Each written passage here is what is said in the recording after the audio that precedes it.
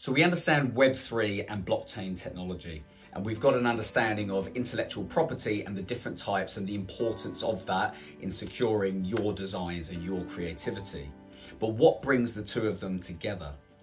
It's almost as if blockchain technology was designed to look after intellectual property in this way. We've identified that showing that you created the work and having that immutable evidence that you came first and that what you did is what you did when you say you did it, we can see now that blockchain technology being immutable and verified using a decentralized system is almost perfect for securing your intellectual property. Now, why hasn't that been widely adopted up until now? Although on the surface there's some immediate synergy between the two, what have been the problems that have actually halted or slowed the progress down in this space? Firstly, we have the fact that blockchain technology historically has been expensive.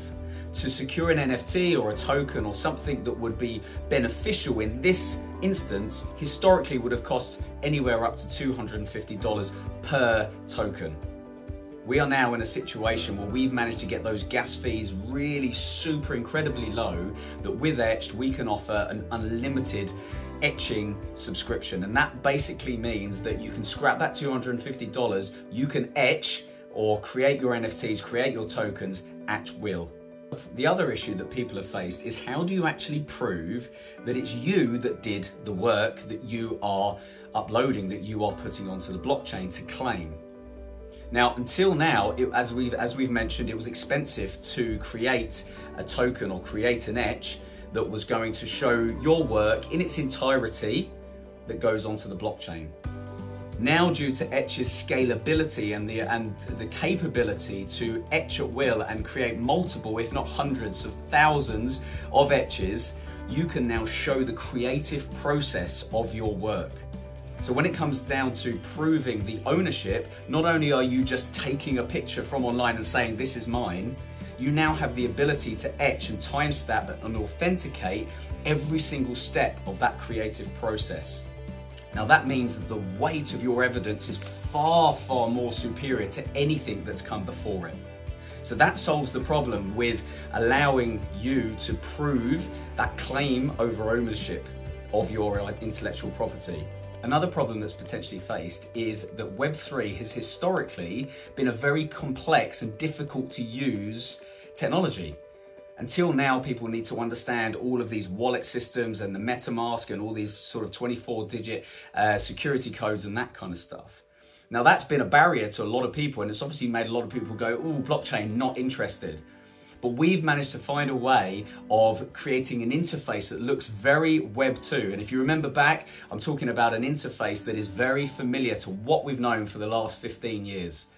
Now, using that technology, we've managed to slap an interface on top of a very, very advanced Web3 wallet world, which enables anyone from creatives through to law firms and high IP generating companies to use us with ease. Obviously, we've advanced the technology substantially through our partners. One of the things that we have managed to do is create a filing system within a wallet. Now, this hasn't been done before. So now you're going to enter through your platform, you're going to be in this Web3 world, but you're going to be using this Web2 interface, and it's going to look very familiar. You're going to be dropping and dragging your IP into the platform and then managing it in a filing system that looks very, very normal and very easy to use. Now, that's not been done before, and that's been another problem or another issue when it comes to actually managing your IP in this way. And then finally, the credibility of blockchain technology is now really on the rise. We look back in 2017 when it hit mainstream and everyone was trying to make money fast and what have you, and then it's kind of gone up and down and it's been very controversial. But now we are starting to see real world applications for blockchain technology. Big banks, BlackRock, NatWest, all of these big HSBCs are taking on blockchain technology. They're seeing this as the future. And it is the future, and that's why we see this as such a valuable mechanism to use for securing our IP.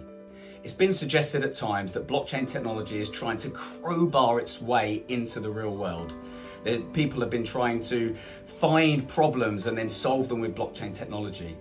But it's very, very clear that intellectual property timestamping and authenticating what you've done is almost perfect for blockchain technology. There's no crowbarring required. There's been some hiccups and there's been some problems, but now is the time. We've got the timing right. We'll be able to create a platform that you can use to secure your intellectual property at scale, at will, and create those independent libraries that are going to help you move forward with your company.